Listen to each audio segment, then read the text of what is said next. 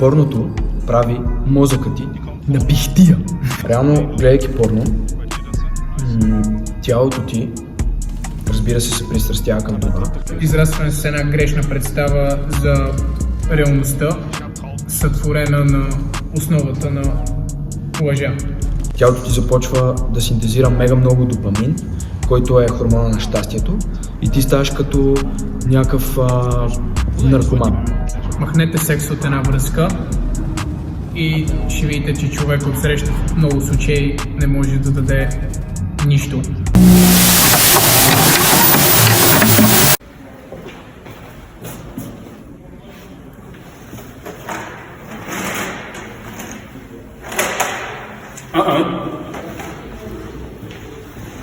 Здравейте от територията на Нов Български университет. Ние сме Пепи и Боби, а вие сте с братя 101. Учени момчета. Ние сме днес тук, за да ви говорим против една много грозна тенденция, която се е създала от десетки хиляди, хилядолетия години в нашето общество. Говорим за порнографията. Разбира се, аз шибам това, ако е увод, ще спрете да гледате клипчето още на втората дума, така че да. На каква тематика? Това, което е в нашите сърца, ти знаеш какво е в нашите сърца. Порнография, Лаз. Не, порнография. Смисъл, няма да говорим против порнографията. Наистина, надяваме се, няма да ни намразите толкова много след този клип. Всъщност, преди да кажем защо порното е пълна идиотщина, според нас, а и не само, искаме да кажем с две думи какво е зависимостта. Зависимостта е непреодолимо пристрастяване, което те завладява. Това, което те завладява, си го добавих аз, но мисля, че е доста добро определение. Непреодолимо пристрастяване към нещо. Било то някаква храна, наркотик, телевизия, каквото и да е. Ти ме питай, питай ме. Брат, съвсем естествено, без да сме си го казали, ще те питам. Порнографията в днешно време е просто израстване, което не води до нищо добро. До нищо добро. Няма никакви плюсове. Това освен едно фалшиво залъгване и задоволяване на една нужда, която след 2, 3, 5 часа ден, 2, 3 пак идва. И това е един омагиосен кръг и той няма край. И това също е израстване с една грешна представа за реалността, сътворена на основата на лъжа. Първата причина, поради която трябва да спрете порното, е, че всъщност порното прави мозъка ти на пихтия. Реално, гледайки порно, тялото ти, разбира се пристрастява към това и започва да работи според това. Тялото ти започва да синтезира мега много допамин, който е хормона на щастието, и ти ставаш като някакъв наркоман. И когато те осени това желание и ти, ако не му се подчиниш, ти съответно не можеш да правиш нищо друго. Не можеш да седнеш да учиш, не можеш да ходиш да тренираш, не можеш да седнеш да бачкаш. И това, първо, както казахме, прави мозъкът ти на пихтия. Второ, мега много прецаква продуктивността ти. И всъщност това съм го виждал аз със себе си, когато преди се борих с порнографията. И след като съм гледал порно и съм мастурбирал, се опитвам, тогава бях ученик още, когато се борих с тия неща. Седнал съм на 40. Тогава още бях в училище, когато доборих това нещо, и съответно трябва да седна да уча по биология, брат. Аз не мога да седна да уча по биология, брат. Аз просто искам да седа и да гледам в една точка и да се чувствам виновно и да ми е тъпо, брат. Не мога да кажа, че съм го преборил, защото може би това ще е борба, която ще е цял живот, но от мега много време не съм го правил това нещо. Откакто не съм го правил това, всъщност живота ми се дигна така. Порното спъва менталният ти растеж и всъщност капацитет и това да правиш повече за по-малко време. В моментите, в които всъщност казваме стоп, там е истината и там ти побеждаваш тази зависимост, там ти побеждаваш психиката си и си кажеш, не, аз съм по-силен от това, което тялото ми иска, и успяваш да осъществиш целта си. Второто нещо, което сме извадили като причина, е именно това, че порното прецаква взаимоотношенията ти. И тук ще използвам един цитат, който наскоро прочетох. Махнете секс от една връзка и ще видите, че човек отсреща в много случаи не може да даде нищо, буквално. На какво искаме да наблегнем? Всъщност порното е една илюзия, една лъжа, която ни се показва, нали, която ни работи.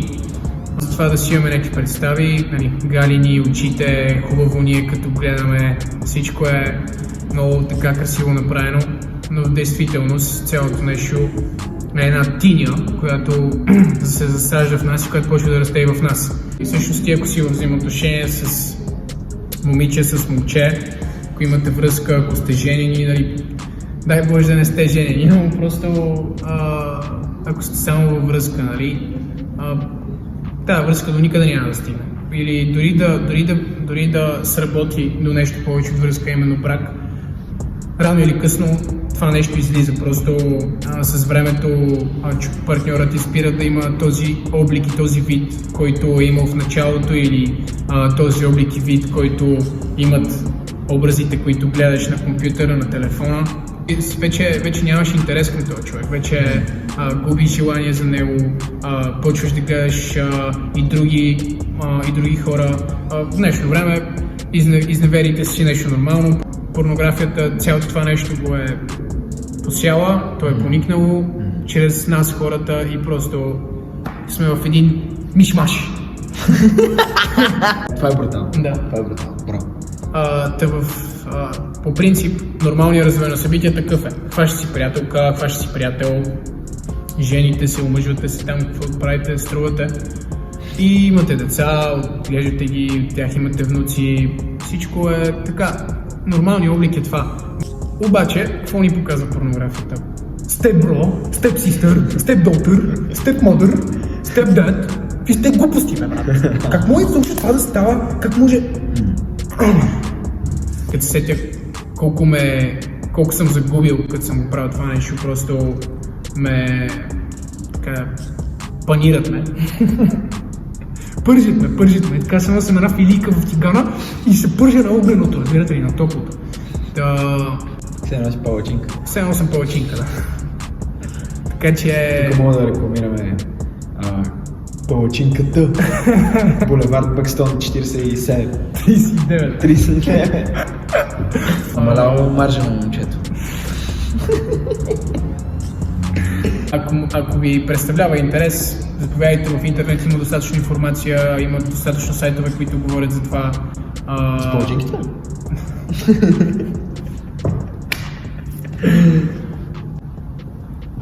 Причина номер 3. Никога не се насищаш.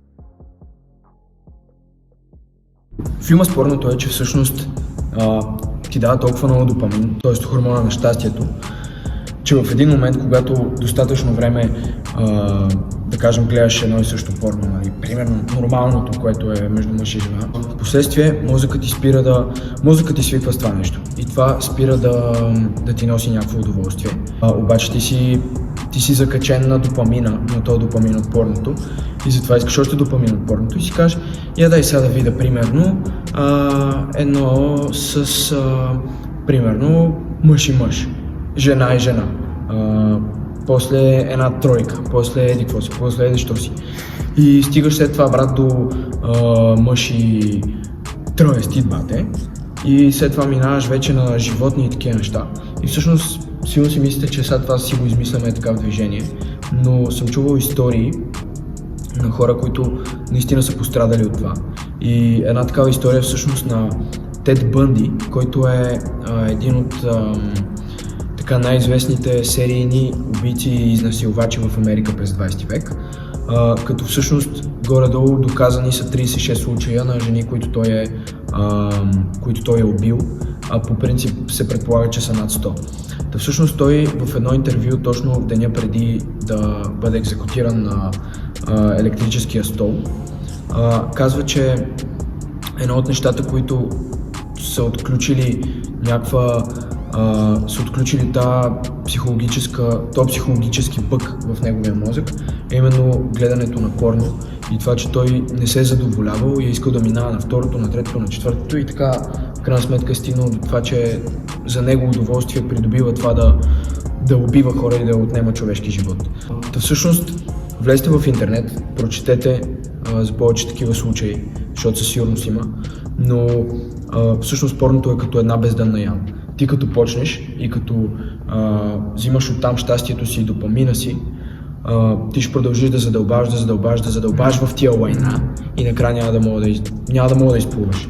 Ще си заровен от всяка. Винаги ще можеш, но с всеки изминал ден, с всеки изминал месец, всеки изминал година ще става все по-трудно и по-трудно, защото ти до такава степен ще си свикнал с това. Ние това стъпката, което много се кефиме, че отрано го фанахме това, той е на 20, аз съм на 19.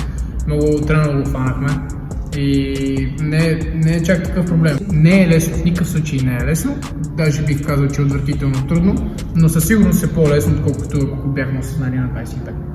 Четвърта причина. Порното те прави мухлю, брат, разбиш. Разбиш, вика. Всеки един път, когато позволяваш на психиката ти и на мозъка ти, на съзнанието ти да те кара да правиш нещо, което знаеш, че не е окей за тебе, падаш, клякаш и вече си победен. Ставаш слаб психически, слаб духом, нямаш мотивация, нямаш къс. Просто да не говорим за дисциплина. Дисциплината пък изобщо няма в такъв случай. Нали, ние с теб нещо, до което стигнахме като извод. Да, мотивацията е временна, но дисциплината е вечна, но няма как да имаш дисциплина без мотивация. Просто за един месец спрете да гледате порно, спрете да мастурбирате и вижте прогреса, защото, честно казано, ние с него сме го видяли. Когато аз спрях преди години с това нещо, наистина всичко се пръсна вътре. И си пръснах целите и всичко, което исках. И създадох едно супер готино взаимоотношение с човека до мене. И наистина беше ключово аз да съм приключил с това нещо. Защото ако не бях приключил, със сигурност може би сега нещата нямаше да просъществуват. И нямаше да бъдат толкова хубави, колкото са. Най-малкото ще имате повече време. Повече време ще имате със сигурност. Да свършите нещо друго, да избацате нещо, някой друг лев, нещо. Пичове, ако сте останали до този момент в клипа, мерси. И всъщност очаквайте още доста готини неща от темата, защото просто тази гадна порнография ненавиждаме. И това е една от нашите мисии, които сме приели за себе си, а именно да говорим срещу това нещо. Защото, попката ще ви каже защо. За да може и той да го снима колко е готов така в цял ръст. Защото сме видяли, че това цялото нещо няма никакъв смисъл от него. Едно фалшиво задоволяване на фалшиви чувства и емоции, които само толерираме и в крайна сметка ни дърпат само надолу. Няма буквално никакво развитие умствено, от гледна точка на живот, от гледна точка... Каквото искате да го разберете, просто няма никакво развитие, момчета и момичета, никакво развитие. Стига толкова философства, мисля, че хората разбраха. И просто, брат, искам това да се знае, че ви дърпа назад. И заедно ще успеем да се справим с цялото нещо. Имаме много готини идеи, надяваме се, че колкото може повече хора ще изявите желание да участвате, ще вникнете в целия проблем и да, всичко ще се нареди. Издуй! И кой каза? Харесайте, коментирайте, споделяйте! Турбуленция!